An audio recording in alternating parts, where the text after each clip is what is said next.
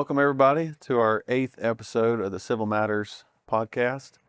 Today we're here with Mickey Moss, otherwise known as Coach. And we're going to talk a little bit about faith and leadership in business and construction. Yes. Could you start us off, Mickey, with just kind of an introduction to your path, to, your career? Oh my goodness. To this point. Yeah, I'll move really fast on this, Okay. but it's very interesting. In fact, I went and played college football at a small college in Southeast Arkansas, and I was going to be a doctor. And I was actually working in the hospital in Little Rock, Children's Hospital, getting ready to go to med school.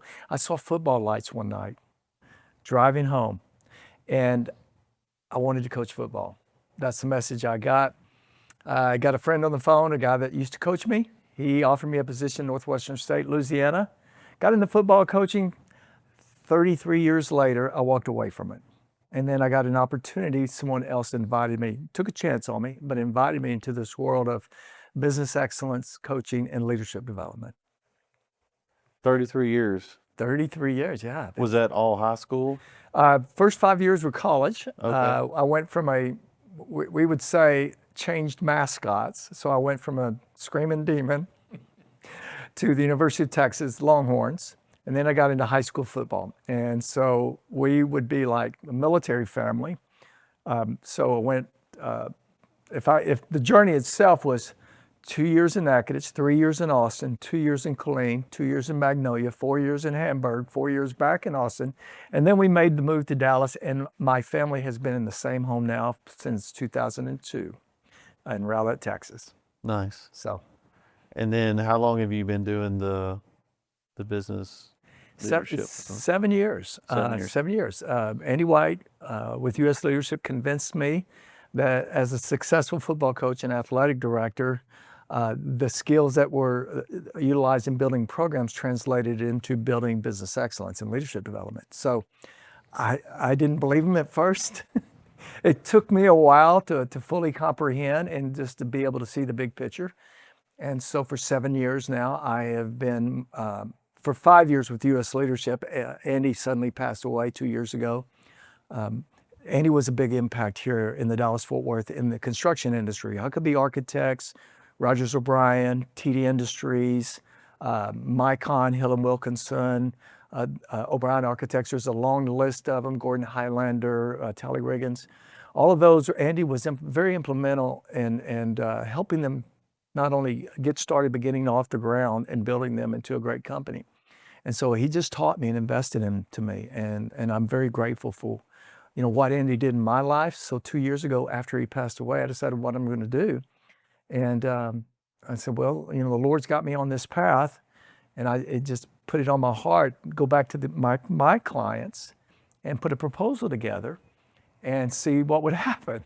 And they all agreed, which I guess means they were all okay with me, but they all agreed and said they would like to continue working with me. And so those same clients 2 years ago that I signed on to my company, The Championship Life, they're still with me today. Awesome. So I'm very blessed. So you talk about, I've known you for a little while now, like you talked about your faith a lot. Yes. Can you share with us when you came to find faith? Yes. Was it where along your life journey was that? Oh, I'd love to. I grew up in a church where the belief was really you do enough good, the good counters the bad, and then when you die, you hope. Wow. But at the age of 20, going to a retreat at Ouachita Baptist University, I heard someone for the first time. Now, many times before that, someone had shared the gospel with me, told me the good news in the gospel. But on that night, I heard it. And I recognized that I was dead in my trespasses and sin, and I was separated from God. And the choice was to embrace Jesus Christ as my Lord and Savior. And that night I did, and I realized immediately from that moment on, something was different. Something internally changed. And obviously, something eternally changed for me. And so from that point on, my journey beginning 1981, that journey is about me screwing up a lot along the way, but continually in pursuit of Christ, continually pursuing to live in a way that would give him glory and be an example for others. And what I believe, and according to the scripture, what it says, in all that I do, do it with all my heart, as in doing it unto the Lord and not for men. So the excellence in which I do has been a big part of my life. And then probably the biggest part is me just pouring into other people, leading men's ministry at my church, leading mission trips to the Amazon River, mentoring individuals, discipleship groups that I'm leading. It's just my ability. God has given me this time to pour into others. And so helping them through this journey. And Joe, how old are you today?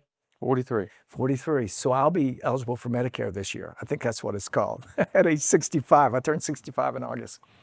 So all that means is this: I've had 20 plus more years of screwing up to learn from. Yeah. And so as a follower of Jesus, it really doesn't mean I'm better than anybody else. That's not what it means. But I am spiritually alive. And the Lord has blessed me that He's taught me how to learn from my screw-ups. And so for the things, the adversity that I encounter in my life, like the trials and troubles and things we go through, that adversity in my life serves a purpose. And typically what that purpose will be is I ask the question, Lord, what are you doing in my heart? And so this journey is about the Lord shaping my heart and continue to shaping my heart in this journey. And that I would love others in the way that He loves me. And I would pursue Him in the way He desires for me to pursue Him. And then ultimately, I would conform to the image of His Son through that process. So did you, at some point in your career, did you ever bring that faith into coaching, or Yes. when was that? Um, And was I that, believe was the that a Lord struggle? called Was that- me in the coaching. And so Okay. I was, until someone told me not to, I was going to continue to do. Now, as a head football coach for all those years, it was very, very open about who I am, what I'm about, but also giving me opportunities to share my faith and share my belief with others, whether it was in before community groups like Chamber of Commerce, Rotary Club, Booster Club, or in team meetings in my locker room. And some people are like, well, you're not supposed to do that. I said, well, I'm going to continue to do it until they tell me not, and then I'm going to obey what they tell me to. Right. I'm going to do that. And the marketplace is completely different. The marketplace, it's sometimes it's very misunderstood of what you can and cannot do, because versus a government-funded organization. But in the marketplace, it just depends on how bold you want to be about your faith, and that's what I get a chance to do.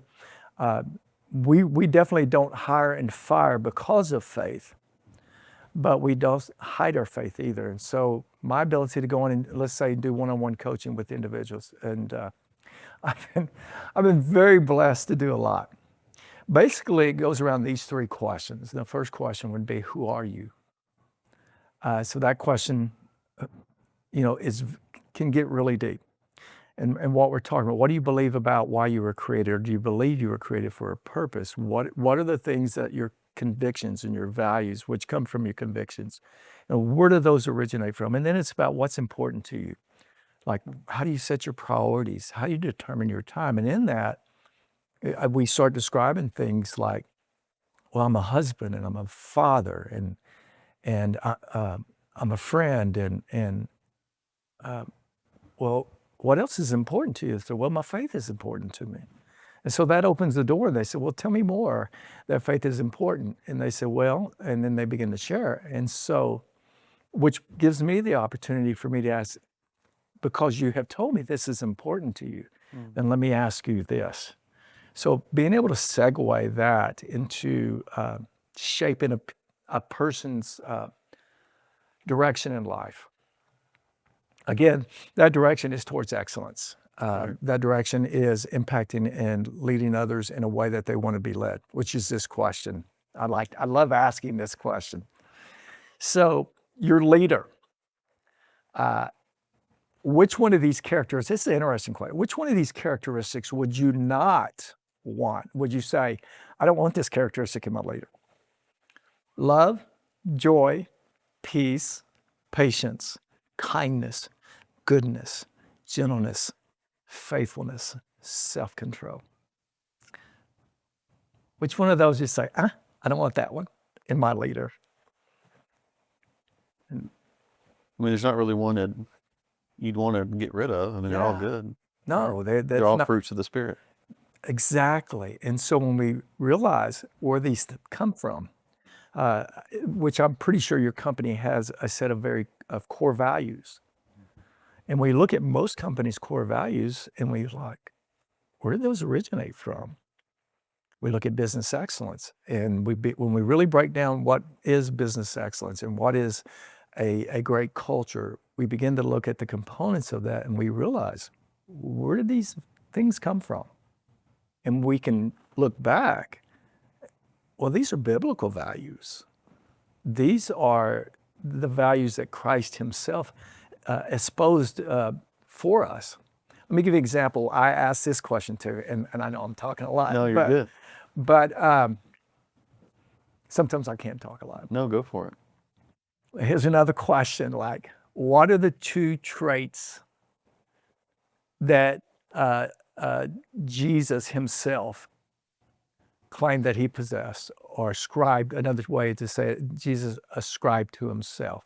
Only these two character traits. He said, I am gentle and I'm humble. He never said any other trait about himself, but he did say those two. And if we look at a leader and we say, I would want a leader who's gentle. And then you get this question, well, how do you be direct? How do you be firm? Can you be firm and gentle? And then what is humility? What is humbleness? And he lived that example out for us every day. But we do know that Jesus himself was very firm, very direct. Matter of fact, he had some harsh words. Right. But he also had high expectations for others. Mm-hmm. So that's been my journey, and that's kind of what it's looked like in the marketplace. And I'll be quiet now. Maybe no, you're good. No, that's good stuff. You. Did when you were coaching, did you ever get pushback? I know this might sound very negative, bad. But as long as we were winning, oh, sure, it wasn't going to be an issue. They didn't want to mess up the formula. Yes. There was one part when I got my first head coaching job in Hamburg, Arkansas, Mississippi Delta. Mm. We call it LA, Lower Arkansas. So that's why I started my coaching as a head coach, and we're in a small community. And we had our first child was 4 years old, and we had another baby while we were there, and then another.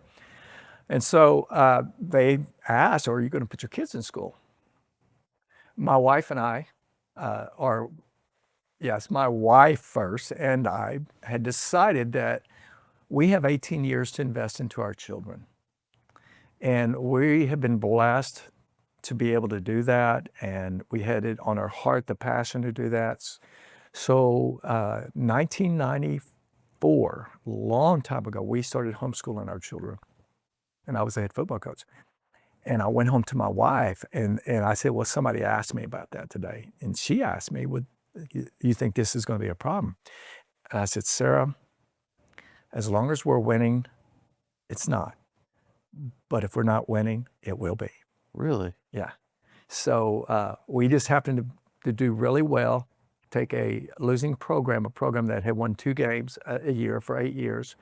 We turned it around in 4 years, blessed with some great coaches, great athletes, and we went 13-1. We were 13-0 playing for the state championship. We had moved up also in another division, a higher division. We're the smallest school in that division, but had a great football team. We went 13-1, and December 5th, 1997, lost by 5 points. Oh, man. So, you think that still sticks there, losing by 5 points. But we were very successful, and then that's when I got the opportunity to come back to Texas, move to Austin, Texas, Austin High School, and become the head coach there. Mm. And even there, sharing with our team meetings and our being able to bring individuals in and to share the good news into our team meetings, share the gospel in a very unique place, downtown Austin. And so, but did not receive any kickback on that. Rockwall Heath, South Garland, no kickback on any of that. And I just feel blessed that I was able to. Sometimes it would be, there's a young man, Deshaun Elliott. Deshaun is a safety for the Pittsburgh Steelers. Deshaun was an All-American at Texas. Before that, Deshaun was a one of my players was a safety for me, and I remember having a conversation with Deshaun, and like many other players, they would come in my office and want to talk about things. I would give them an opportunity to share and just what's going on. I wanted to stay in touch and what the recruiting process was like, but I would, most of the time, I'd also have this conviction that I'd want to ask them this question. Can I ask you something very personally? I'd say, and Deshaun,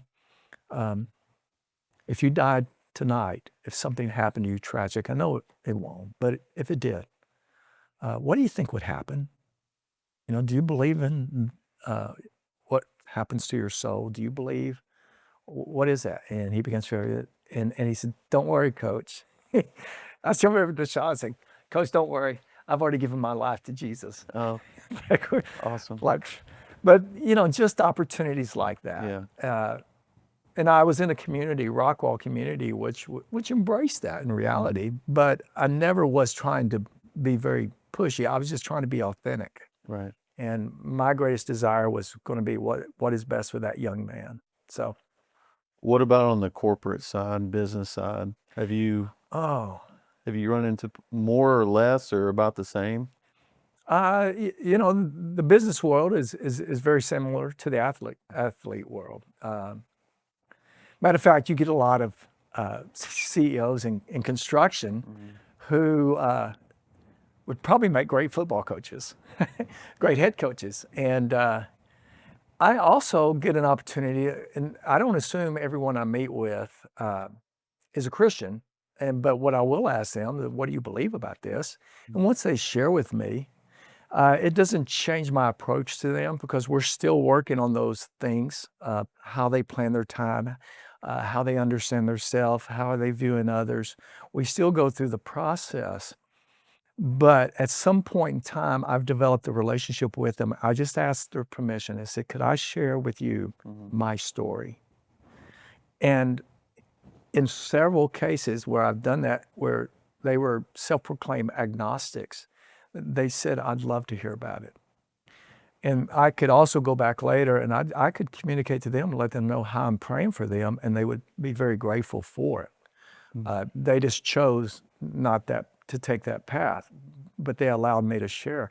And so that's why I think it's so important to demonstrate love as much as possible, to demonstrate that I am truly, authentically interested in you as a person, which would create a relationship. And I'm like, if this person's going to be sharing with me the things that they share, then one, I owe it to them to share with them how my heart is.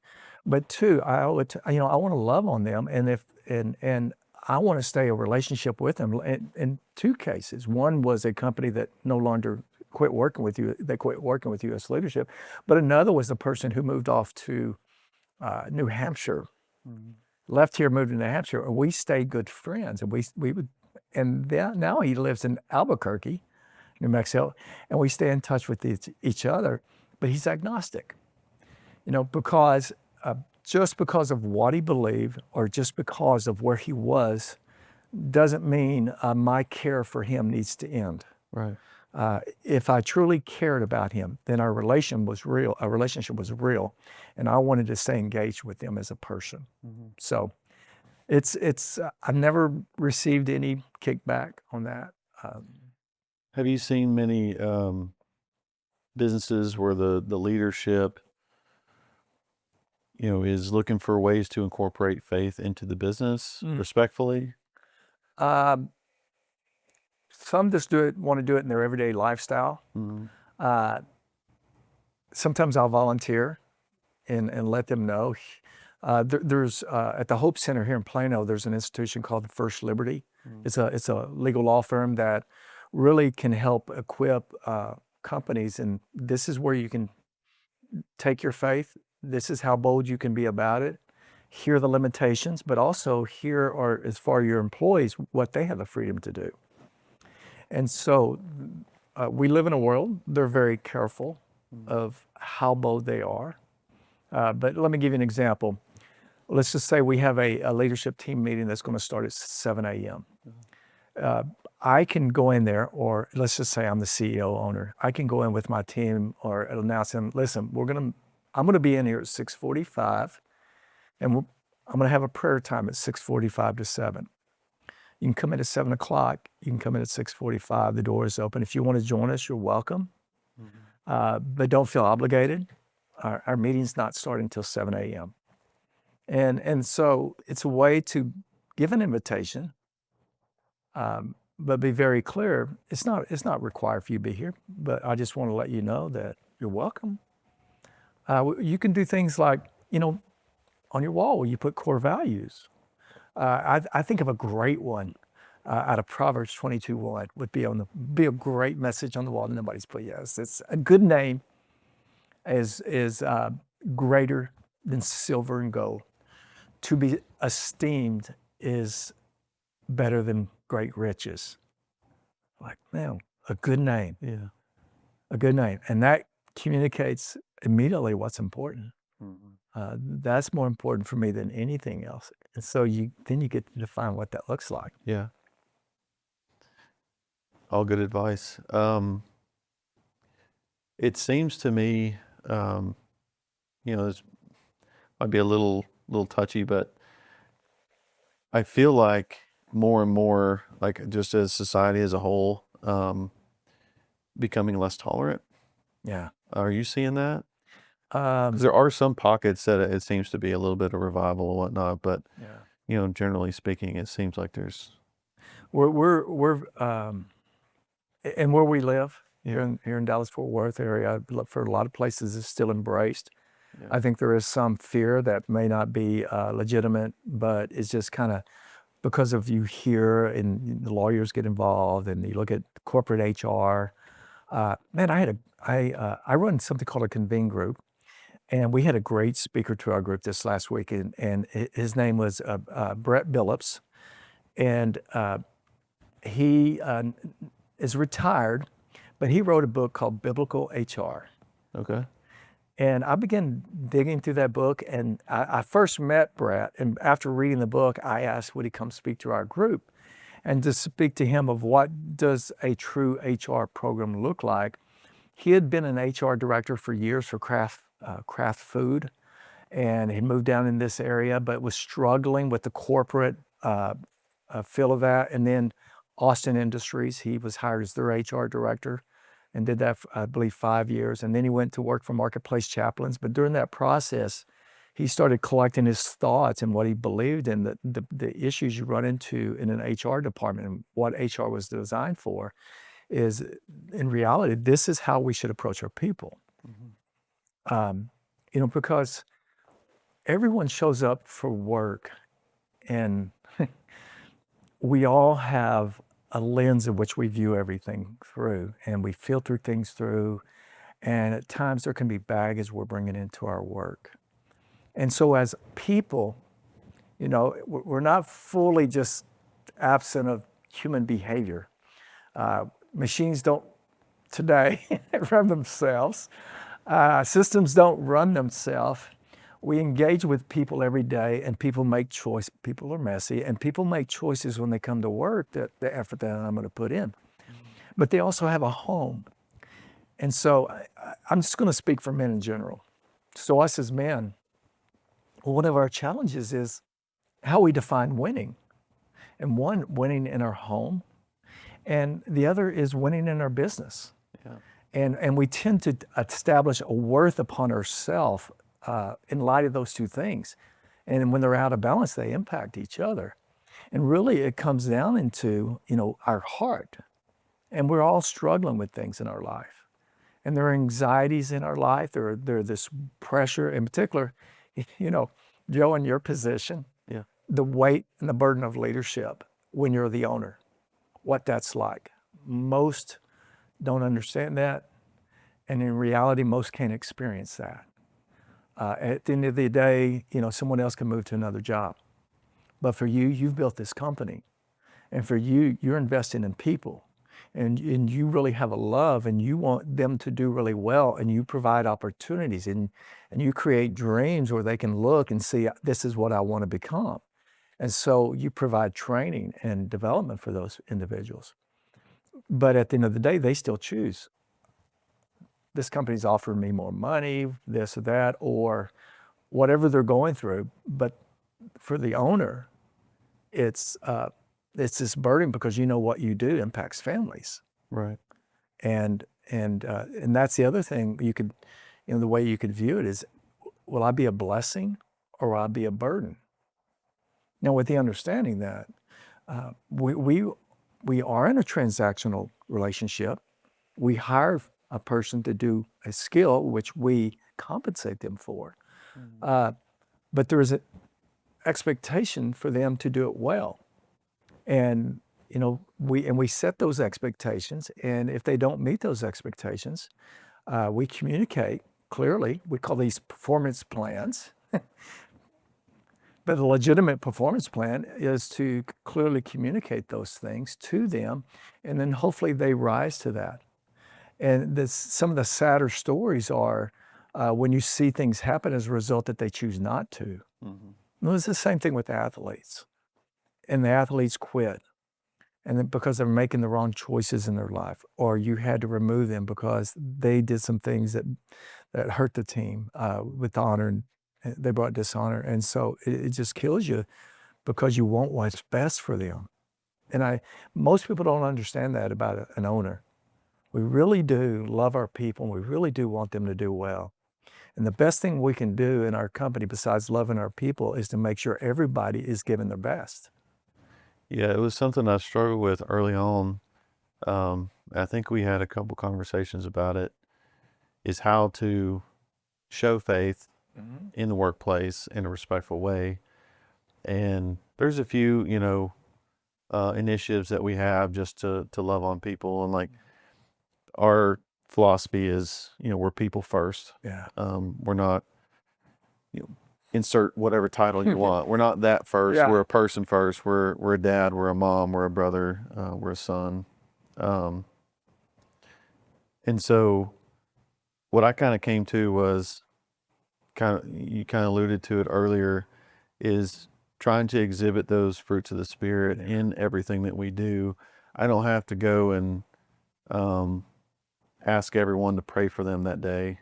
I don't have to go and witness to them every day and beat them over the head with it. But if we extend grace when someone's having a hard time at home and they need some grace, if we jump in and help support them because something, we had a guy's transmission go out in his truck and he couldn't afford to fix it, so we support him in that. If we're there helping people, maybe what some would say is above and beyond. Like I know, I worked for other companies, and if something happened in my personal life, the last place I would go look for help is asking somebody at work, right? Yeah. But to have that open dialogue with our teammates, that if you need help, like, we're here to support you, we'll find a way through it. Yeah. To me, that's how we love on them. And that's how that's really good. Right. And so they, at least my hope is that they see that the way that we appreciate our team members and the way that we support them shines a little bit of light on, these folks are a little bit different. And then hopefully it leads to that question as to why. Yes. Right? Yes. That is really good. That's what you do. Our job is to love on them, and whether they choose or how they see. But I think ultimately we continue to love on them. They do notice there's something different about you that I don't see in others, and then that gets a curiosity. I want that piece that you got, and that's why it's so important for us to live our life with that peace that surpasses all understanding. Jesus says, the peace that I give, not as the world gives. And no matter what you're going through, stressing, I can still demonstrate that peace and still keep my focus on how can I help you? Right. It's like, what do you mean help me? You got enough. Like, no, how can I help you? I want to help you. I think more people need to know where that comes from. And I will say, I see it a lot on LinkedIn, other, entrepreneurs or business owners talking about the weight, how heavy it is. And it's extremely heavy. And there's a lot of anxiety, there's a lot of pressure, a lot of stress. And that's something else I had to work through over the years, and I'm still working on it. Yeah. But I have a place I can go to let that Yeah. go. I can go and lay that down and find peace. Whereas someone else that doesn't have faith, they're going to struggle with that. They're going to internalize all of it, and it can be debilitating. So I think it's important to. And I would imagine you fully understand that. Yes, I've worked hard to do this, but the Lord, this business belongs to you. Oh yeah. And if you wanted to take it tomorrow, you would do it.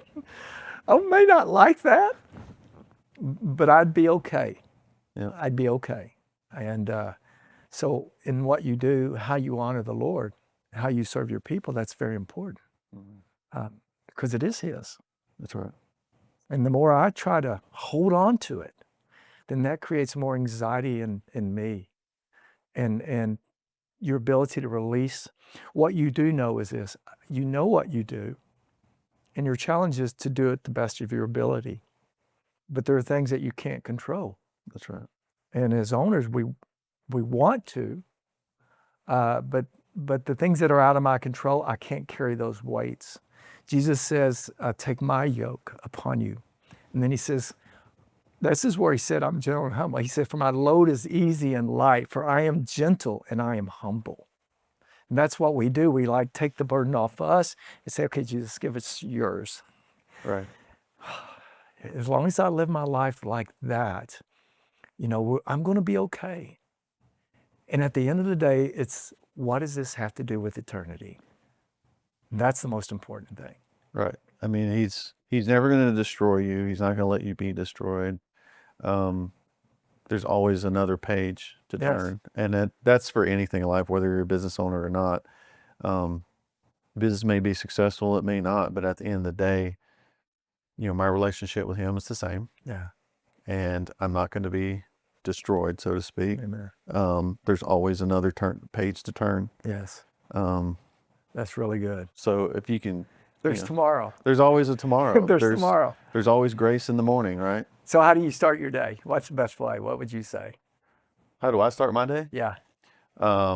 Breakfast, and then on the way to work, I always spend that time praying. Yes. Mm-hmm. Can I share how I start my day? Go ahead. It's just simple. Yeah. And I started this a couple years ago because I believe my heart and my mind need to be set right before my feet touch the floor. So I get up, I will raise up, and my feet are kind of off the ground.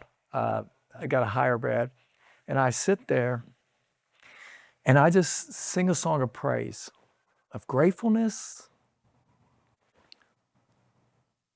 And I start thanking the Lord for the things that He's blessed me with, given me. And that's not about homes or cars. That's about forgiveness, salvation. I am a child of His. I am an heir of His. I can cry out, Abba, Father. He delights in me. He's given me purpose. I have something to live for today. And so those things, before I touch the floor, I got to remind myself. Then I know I can go out today and live for Him. And I'm equipped to do it. Right. That's what I do on the drive in. I always pray, and then I give thankfulness to all the things. Yes. And I just, it can be difficult at times. Sometimes you're not in the right mindset for it, but you got to force yourself to do it. Just like sometimes you get up and you want to, if you're an athlete and it's time to work out and you don't really feel like it, but you got to just do it, right? I really quickly, there was one football game, Austin Westlake. Got beat the previous two games by more than 45 points. And then the Westlake game, we got beat by 55 points. And I remember crying on my wife's shoulder. And I said, what have I gotten myself into as a head coach there? But the next morning I woke up and gave thanks to the Lord and just put my nose to the grindstone, and I'm going to live for Him. And things turned around.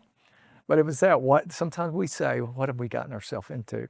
Mm-hmm. It's like, Lord, you got this.